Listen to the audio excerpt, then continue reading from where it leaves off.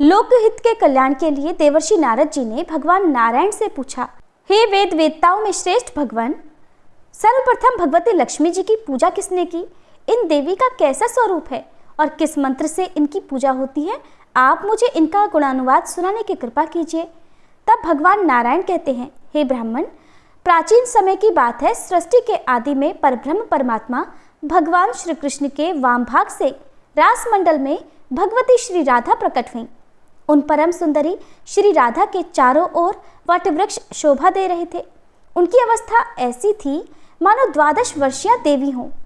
निरंतर रहने वाला तारुण्य उनकी शोभा बढ़ा रहा था और उनका दिव्य विग्रह ऐसा प्रकाशमान था मानो श्वेत चंपक का पुष्प हो। उन मनोहारिणी देवी के दर्शन परम सुखी बनाने वाले थे। उनका प्रसन्न मुख शरद पूर्णिमा के कोटि कोटि चंद्रमाओं की प्रभा से पूर्ण था। उनके विकसित नेत्रों के सामने शरद काल के मध्याह्न कालिक कमलों की शोभा भी छिप जाती थी।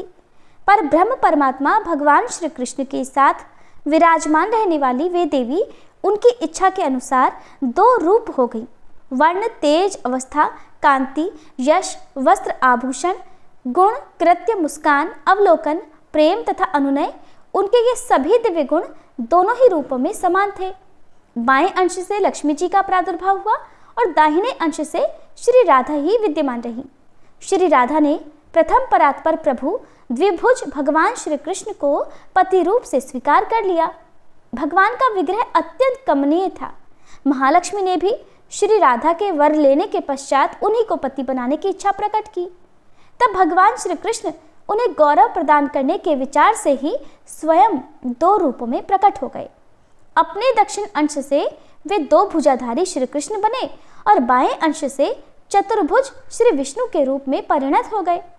उन्होंने महालक्ष्मी को भगवान विष्णु की सेवा में समर्पित कर दिया। जो देवी अपनी स्नेह भरी दृष्टि से विश्व को निरंतर निरखती और लक्षित करती रहती हैं, वही अत्यंत गौरवान्वित होने के कारण महालक्ष्मी के नाम से प्रसिद्ध हुई।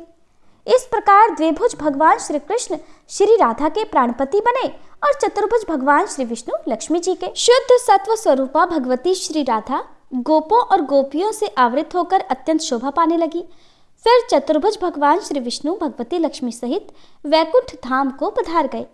ये भगवान श्री विष्णु और भगवान श्री कृष्ण दोनों समस्त अंशों में एक समान ही हैं। भगवती श्री महालक्ष्मी योग सिद्धि के कारण नाना रूप में विराजमान हुई। वे परिपूर्णतम परम शुद्ध सत्व स्वरूपा भगवती लक्ष्मी संपूर्ण सौभाग्यों से संपन्न होकर महालक्ष्मी के नाम से प्रसिद्ध हो वैकुंठ धाम में निवास करने लगी। प्रेम के कारण समस्त नारी समुदाय में वे प्रधान हुई। इंद्र की संपत्ति के समान सुंदर विग्रह धारण करके देवी स्वर्ग लक्ष्मी के नाम से स्वर्ग में प्रसिद्ध हुई। पाताल में उनका नाम नागलक्ष्मी और राजाओं के यहाँ राज्य लक्ष्मी हुआ। गृहस्थों के यहाँ गृह लक्ष्मी के नाम से वे पूजित हुई और ये सभी रूप इन महालक्ष्मी के एक अंश के ही हैं। अपने पूर्ण रूप से तो ये नित्य वैकुंठ धाम में ही विराजती हैं। गृहस्थों के संपूर्ण मंगलों को भी मंगल प्रदान करने वाली देवी संपत्ति स्वरूपा होकर विराजने लगी। गौओं में सुरभि रूप से और यज्ञों में दक्षिणा रूप से ये पधारी। क्षीर सागर के यहाँ उसकी कन्या बनी। ये कमलनियों के लिए श्री रूपा और चंद्रमा के लिए शोभा रूपा हुई। इन्हीं की कृपा से सूर्यमंडल शोभा पाने लगा। भूषण, रत्न, फल, जल, राजा रानी, दिव्य नारी, ग्रह, संपूर्ण धान्य, वस्त्र, पवित्र स्थान, देवताओं की प्रतिमा, मंगल कलश, माणिक्य, मोतियों की सुंदर मालाएं, बहुमूल्य हीरे चंदन, वृक्षों की सुरम्य शाखा तथा नूतन मेघ, इन सभी वस्तुओं में भगवती श्री लक्ष्मी का ही अंश विद्यमान है। मुने, सबसे पहले भगवान नारायण ने वैकुंठ धाम में इन महालक्ष्मी की पूजा की। दूसरी बार ब्रह्मा जी ने भक्तिपूर्वक इनका अर्चन किया। तृतीय श्रेणी के उपासक भगवान श्री शिव हैं। भगवान विष्णु ने क्षीर सागर में इनकी पूजा की।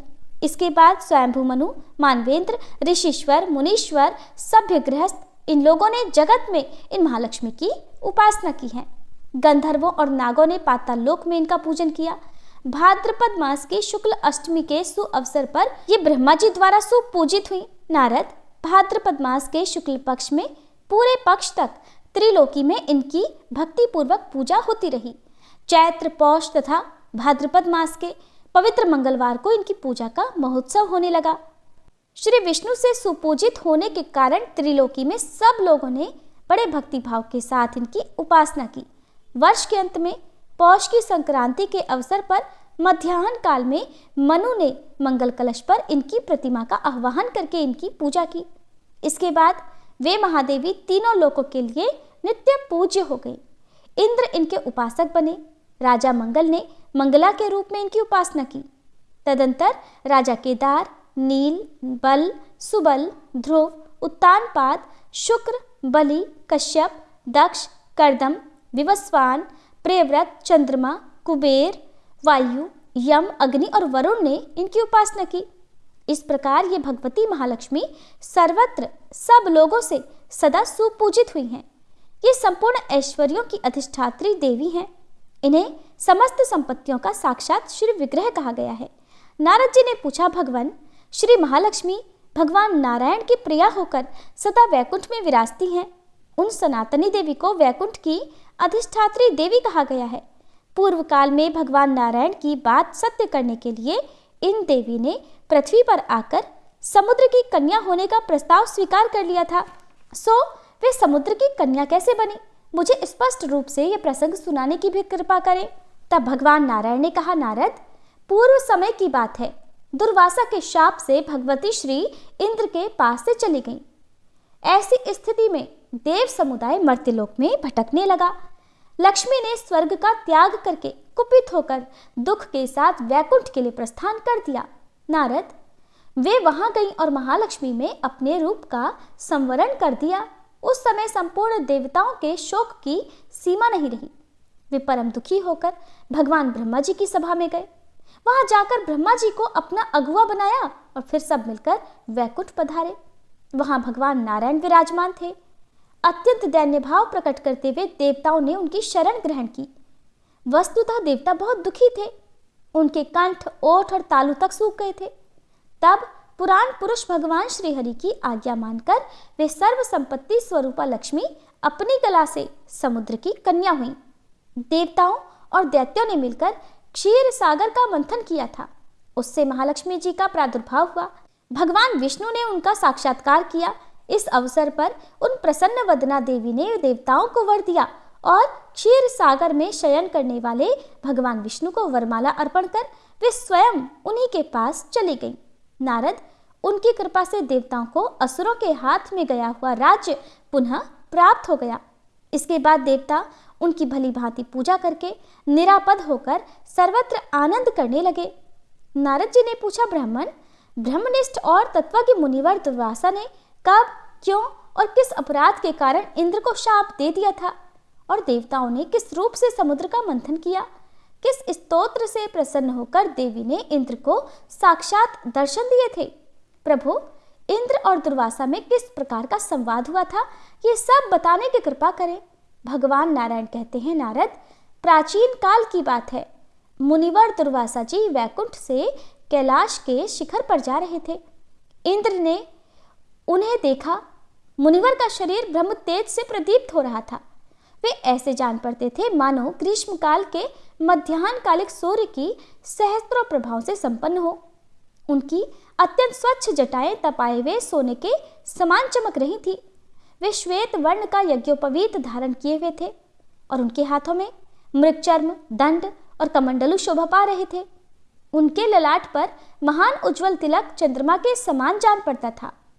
वेद वेदांग के पारगामी असंख्य शिष्य उनके साथ विद्यमान थे। उन्हें देखकर इंद्र ने मस्तक झुकाकर प्रणाम किया। उनके शिष्यों को भी भक्ति पूर्वक प्रसन्नता के साथ इंद्र ने संतुष्ट किया। तब शिष्यों सहित मुनिवर दुर्वासा ने इंद्र को शुभ आशीर्वाद दिया और साथ ही भगवान विष्णु द्वारा प्राप्त परम मनोहर पारिजात पुष्प भी उन्हें समर्पित किए। राजश्री के गर्व में गर्वित इंद्र ने जरा, मृत्यु और शोक का विनाश करने वाले तथा मोक्षदायी उस पुष्प को लेकर अपने ऐरावत हाथी के मस्तक पर रख दिया। उस पुष्प का स्पर्श होते ही रूप, गुण, तेज और अवस्था इन सब से संपन्न होकर ऐरावत सहसा भगवान विष्णु के समान हो गया। फिर तो इंद्र को छोड़कर वह घोर वन में चला गया। मुने, उस समय इंद्र तेज से युक्त उस ऐरावत पर शासन नहीं कर सके। इंद्र ने इस दिव्य पुष्प का परित्याग कर तिरस्कार किया है, ये जानकर मुनिवर दुर्वासा के रोष की सीमा नहीं रही। उन्होंने क्रोध में भरकर शाप देते हुए कहा, अरे राजश्री के अभिमान में प्रमत्त होकर तुम क्यों मेरा अपमान कर रहे हो? तुम्हें मैंने ये पारिजात पुष्प दिया और गर्व के कारण तुमने स्वयं इसका उपयोग न करके हाथी के मस्तक पर रख दिया। अरे नियम तो ये है कि श्री विष्णु को समर्पित किए हुए नैवेद्य फल अथवा जल के प्राप्त होते ही उनका उपभोग करना चाहिए। त्याग करने से ब्रह्म हत्या के समान पाप लगता है। सौभाग्यवश प्राप्त हुए भगवान विष्णु के पावन नैवेद्य का जो त्याग करता है वह पुरुष श्री और बुद्धि से भ्रष्ट हो जाता है।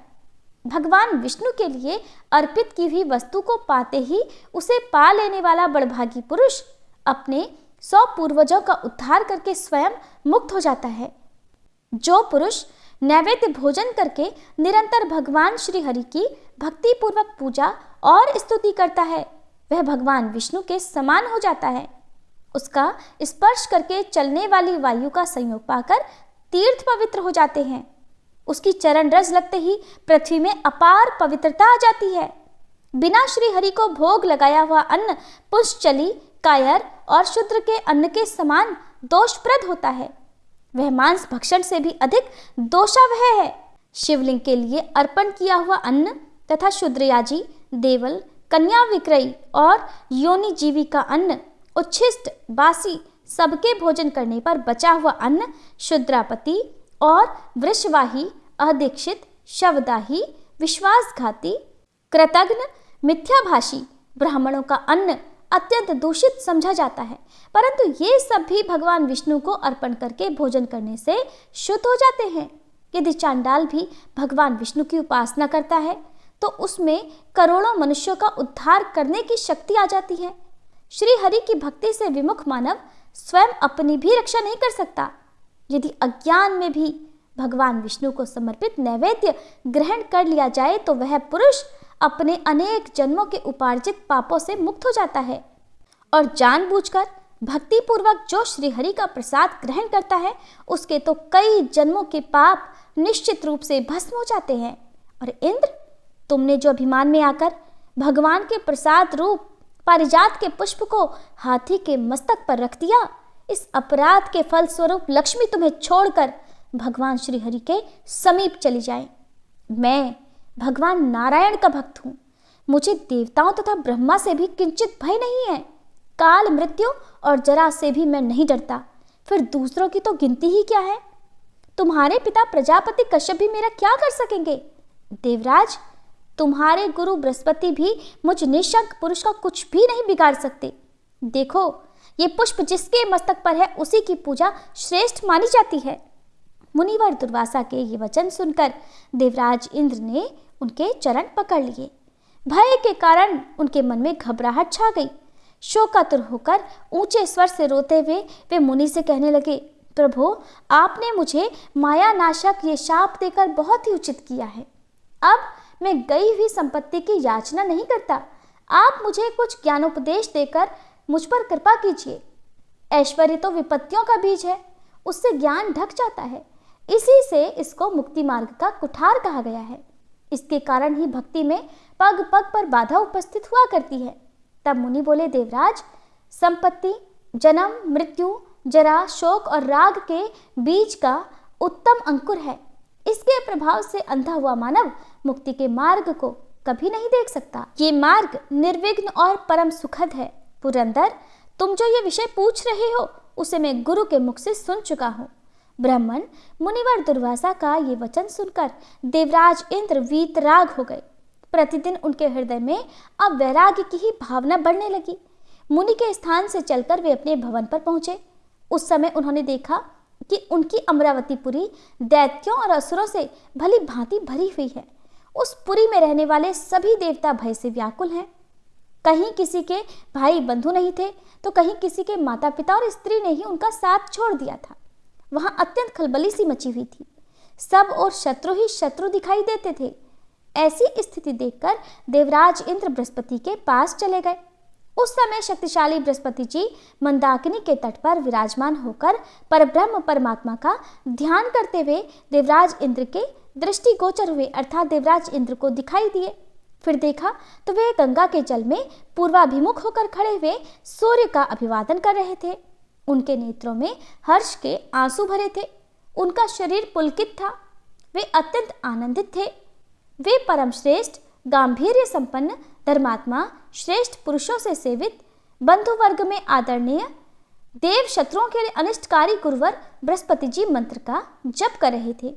देवराज एक पहर तक तो उन्हें देखते रह गए। इसके बाद उन्हें ध्यान से उपरत देखकर उन्हें प्रणाम किया। फिर वे गुरुदेव के चरण कमलों में मस्तक झुकाकर ऊंचे स्वर से रोने लगे। इसके बाद दुर्वासा जी के द्वारा दिए गए शाप के संबंध की सारी बातें इंद्र ने बृहस्पति जी को बताई। इंद्र की सारी बातें सुनकर परम बुद्धिमान और वक्ताओं में श्रेष्ठ बृहस्पति जी ने इस प्रकार कहा। बृहस्पति जी ने देवराज इंद्र से जो कुछ भी कहा, प्रिय श्रोताओं, उसका वर्णन आप सभी कल सुनिएगा।